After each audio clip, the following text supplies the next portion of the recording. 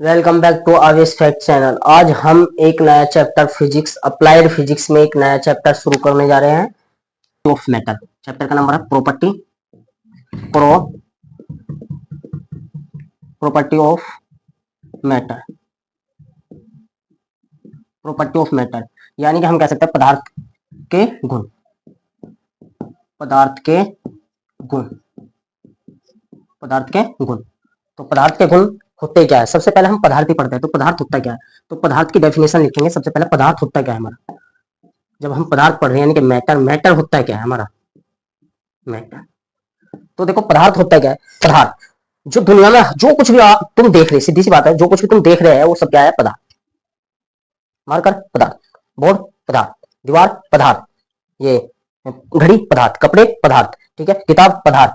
जो कुछ भी तुम देख रहे हो क्या है? पदार्थ। हवा पदार्थ। जो नहीं देख रहे, क्या नहीं देख रहे, हवा को देख नहीं पड़े तो वो भी क्या है? पदार्थ। यानी कि सिंपल सी बात है, जिसमें वजन, विज्ञान की भाषा में देखेंगे, जिसमें क्या हो? द्रव्यमान हो, वह जो वह जिसमें वह जिसमें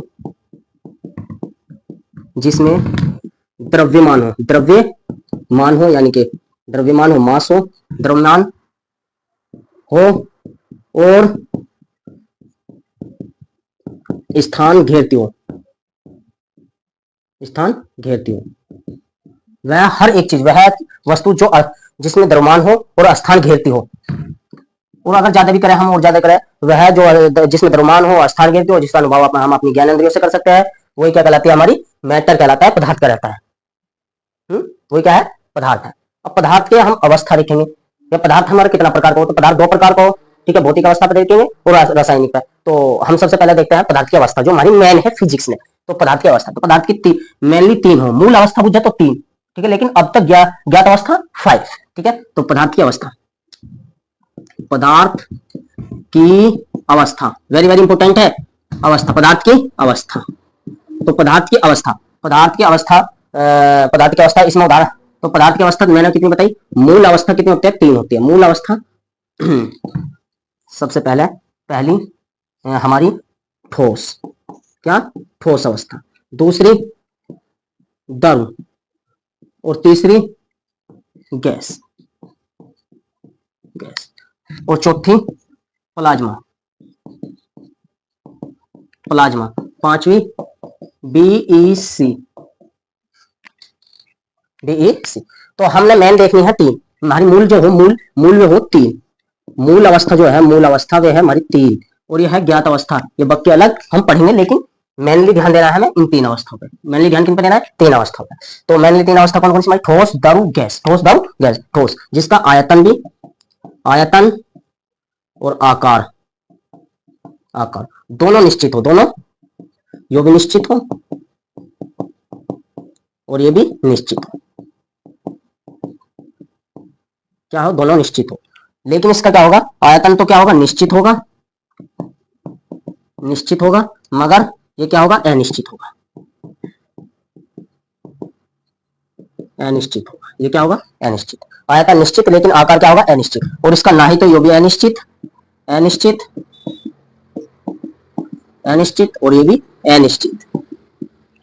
अनिश्चित। गैस में आकार भी अनिश्चित और आयतन भी अनिश्चित, लेकिन ठोस में आयतन भी और आकार भी दोनों निश्चित होंगे, ठीक है। इनके अणुओं के बीच अंतर आणविक बल क्या होगा? अधिक होगा। अंतर आणविक बल क्या होता है? जैसे हमारे कण आस पास होंगे, क्या होंगे? बिल्कुल पास पास, क्या होंगे? बिल्कुल पास पास। इसमें क्या होंगे? थोड़े से दूर, और इसमें क्या होंगे? बहुत दूर। देखो इसमें क्या है? बिल्कुल पास पास, इसमें क्या है? थोड़े से दूर, और इसमें थोड़े से दूर। तो अंतराणविक बल अगर देखा, अंतराणविक आणविक बल किसे कहते हैं? जो उनके अणुओं के बीच लगने वाला आकर्षण बल, अणुओं के बीच लगने वाला जो बल होगा उसे क्या कहते हैं? हम अंतराणविक बल। यानी कि अंतराणविक बल इसमें तो क्या होगा? बहुत अधिक होगा। अंतरा है ना, आणविक बल इसमें तो क्या होगा? अधिक होगा। और इसमें क्या होगा? थोड़ा कम होगा, इसकी अपेक्षा थोड़ा कम, और इसमें बहुत कम, ठीक है। यानी कि ना के बराबर होगा ही नहीं, मान लो, ठीक है।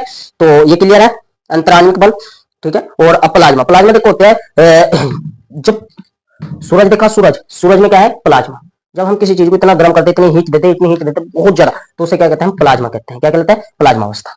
ठीक है। और जब किसी चीज को हम बहुत ज्यादा गर्म करते हैं, सॉरी बहुत ज्यादा ठंडा करते हैं, बहुत ज्यादा ठंडा करते हैं, तो होता है हमारे बोस-आइंस्टीन कंडेंसर। तो इसके अगर हम देखना है जैसे कि सूरज, ठीक है, सूरज देख लो या कोई बहुत ज्यादा गर्म चीज हो तो उसे जैसे बहुत ज्यादा घर्षण होगा, जैसे कभी देखो आपने बादल आपस में रगड़े जाते हैं तो वहां बिजली उत्पन्न होती है, तो वो क्या होती है, क्या होती है वहां पे प्लाज्मा होता है। बोस-आइंस्टीन